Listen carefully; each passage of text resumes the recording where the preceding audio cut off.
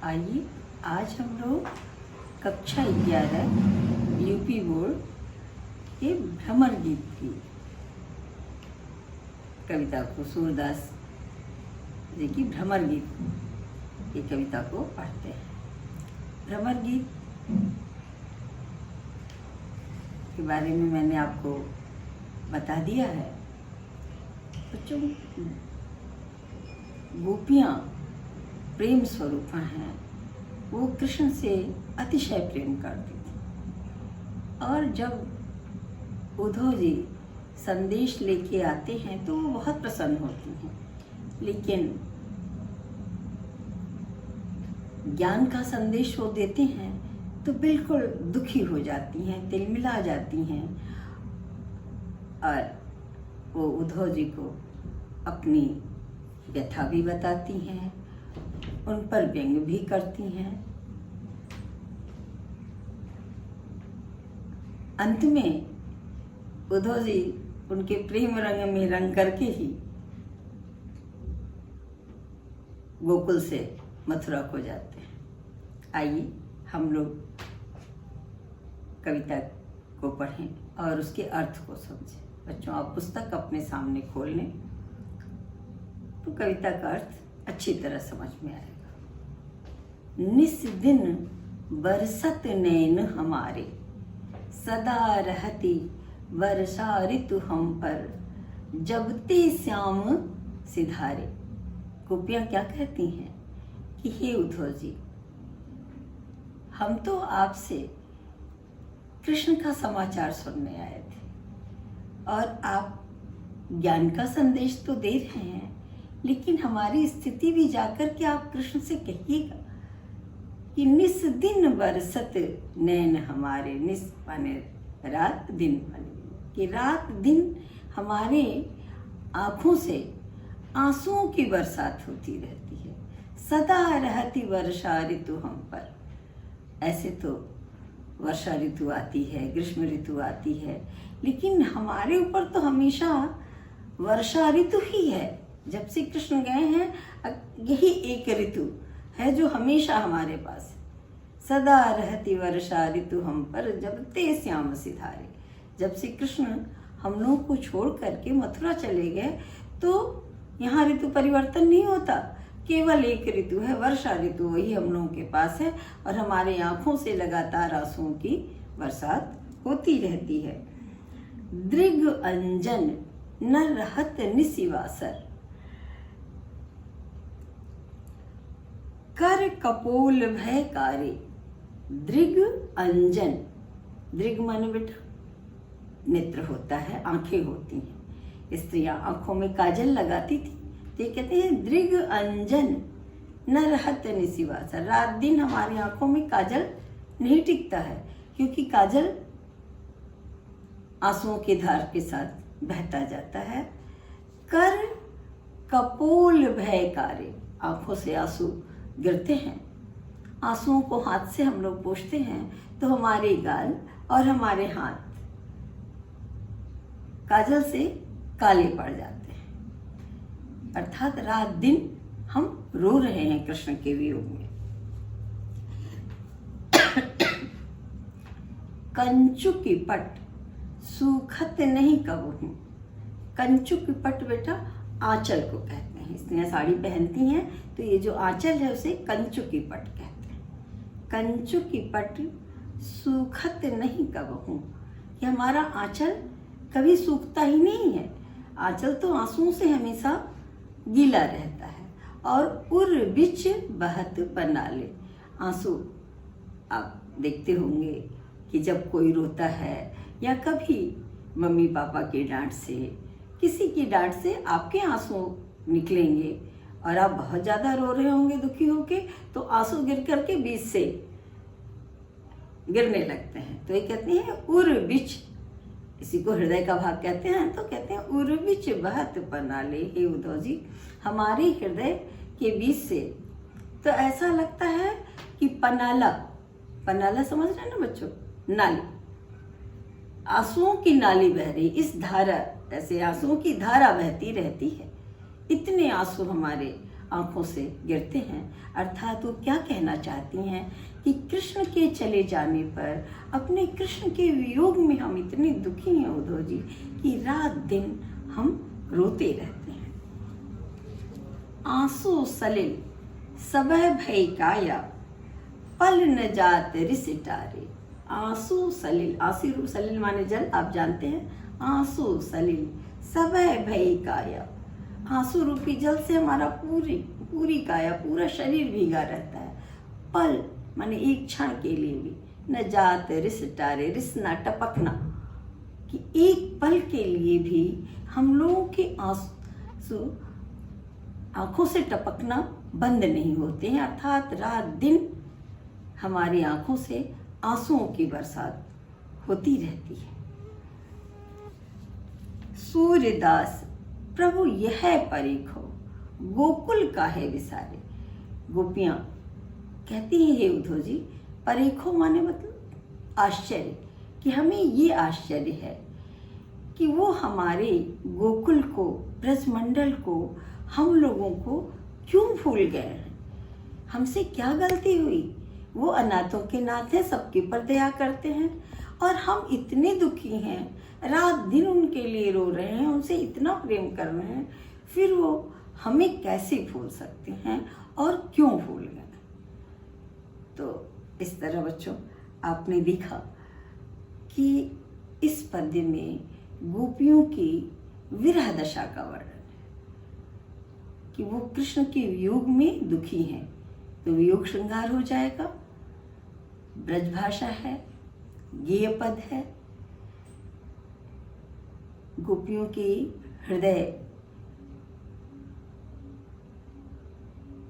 की मार्मिक व्यंजना है, ये आप काव्य सौंदर्य में लिखते हैं। आगे अगला पद्य हम लोग देखते हैं जो बहुत ही महत्वपूर्ण है, मोस्ट इम्पॉर्टेंट। इसको आप देखें। अखियां हरि दर्शन की भूखी, अखियां हरि दर्शन की भूखी।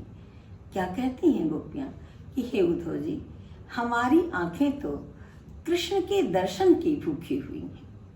आप जो ये योग ब्रह्म का संदेश दे रहे हैं, हमें कुछ नहीं चाहिए, हमारी आंखों को केवल कृष्ण दर्शन की लालसा है। अखियां हरि दर्शन की भूखी, कैसी रहती रूप रस राची, ये बतियां सुन रूखी।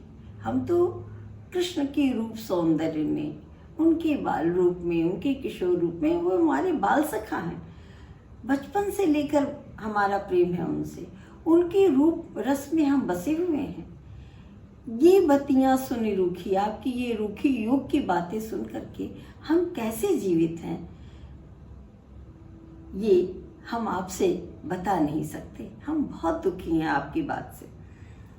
अवधि गणत इक टक मग जोवत, तब इतनो नहीं दुखी। हे उद्धव जी, अभी तक हम कृष्ण के आने के लिए अवधि समय देख रहे थे, दिन गिन रहे थे। एक टक मग जोवत, एक टक मग जोना, ये मुहावरा है बच्चों, मतलब प्रतीक्षा करना। जब से कृष्ण गए हैं, हम हर दिन इंतजार करते हैं, प्रतीक्षा करते हैं कि आ जाएंगे, कल आएंगे। लेकिन तब हमें इतना दुख नहीं था, क्योंकि हमें एक प्रतीक्षा थी कि आज नहीं कल कृष्ण आएंगे। लेकिन अब आपने जो ये योग का संदेश दे दिया, इसको सुनने के बाद तो हम बहुत दुखी हो गए हैं, हमारा हृदय बिल्कुल विदीर्ण हो गया है। क्या कहती हैं? अब यह जोग संदेशो सुनी सुनी अति अकुलानी दुखी। आपका ये योग संदेश सुनकर के हमारा हृदय अत्यंत व्याकुल है, हमारी आंखें दुखी हैं, हमारा मन दुखी हो गया है। बारक वह मुख आने दिखावो, दुही पय पियत पतुखी। बारक माने एक बार, हे उद्धव जी, केवल एक बार कृष्ण का वह मुख हम देखना चाहते हैं। दुही पय पियत पतुखी, पतुखी का अर्थ होता है बच्चों दोना, जो पत्ते थोड़ी बड़े होते हैं पेड़ों के, जैसे बरगद का पत्ता अगर आपने देखा हो, या जो बड़े पत्ते हैं। कृष्ण गाय चराने जाते थे अपने ग्वाल बाल के साथ या सखियों के साथ हैं, और उन्हें दूध पीने का मन होता था तो वो पत्ते का दोना बनाते थे और गाय से दूध निकालते थे, उसको पी जाते थे। गोपियां वो याद करती हैं कि बारक वह मुख आने दिखाओ, दूही पय पियत पतुखी, कि दोने में वो दूध निकाल करके पीते थे। एक बार हम उनके उस रूप को देखना चाहते हैं, अर्थात क्या कहती हैं कि एक बार आप हमारे कृष्ण को ले आइए, एक बार हम उनका दर्शन कर लें, उनसे मिल लें। सूर सुकत हठ नाव चलावत, ये सरिता है सुखी। क्या कहती हैं कि सूर सुकत, सूरदास जी क्या कहते हैं, गोपियां कह रही हैं, सुकत हठ नाव चलावत। सिकता का अर्थ बेटा सुकत लिखा है, उसका शुद्ध रूप सिकता। सिकता का अर्थ होता है बालू। जैसे आपने देखा है नाव कहाँ चलती है, नाव पानी में चलती है, बालू पर नाव नहीं चलेगी। तो कहते हैं सूर सुकत हठी नाव चलावत, आप तो बालू के ऊपर हठ पूर्वक नाव चलाना चाहते हैं। ये सरिता है सूखी, हमारी हृदय की सरिता जो है वो अब सूख गई है। वहाँ बालू है, वहाँ पर आप हठ पूर्वक जो आपने योग को, ब्रह्म को दिखाना चाहते हैं उद्धव जी, उस ब्रह्म को अब इस सूखी सरिता में, जैसे कि सूखी नदी में नाव नहीं चल सकती, वैसे ही हमारा हृदय अब इतना सूख चुका है कि उसमें आपके पर ब्रह्म का निवास नहीं हो सकता। अर्थात तो क्या कहती हैं कि हमारे हृदय में कृष्ण बसे हुए, कृष्ण को छोड़ करके हम किसी भी ब्रह्म की उपासना नहीं कर सकते। इस तरह गोपियां निर्गुण निराकार ब्रह्म को अस्वीकार करती हैं और अपने सगुण साकार कृष्ण से प्रेम करती हैं, और वो कहती हैं कि हम अपने कृष्ण को छोड़ करके, हे उद्धव जी, आपके परम ब्रह्म को कभी भी स्वीकार नहीं कर सकते हैं, आप अपना ये हठ छोड़ दीजिए। इस तरह बच्चों ये कविता महत्वपूर्ण है। तो क्यों है ये आप देखें कि वियोग श्रृंगार है, लेकिन वियोग के साथ तर्कपूर्ण उत्तर वो देती हैं। क्या कहती हैं कि हम जब सगुण साकार रूप में, इतना सुंदर रूप है कृष्ण का, और आप कह रहे हो कि वही परम ब्रह्म है, तो हम कृष्ण के रूप में उस ब्रह्म को हृदय में बसाएंगे। कण कण में निर्गुण ब्रह्म को हम नहीं ढूंढ सकते। आप गलत जगह आए हैं। हम प्रेम की पुजारिन हैं, प्रेम स्वरूपा हैं, कृष्ण के प्रेम में रची बसे हैं। हम आपके निर्गुण निराकार ब्रह्म को स्वीकार नहीं कर सकते।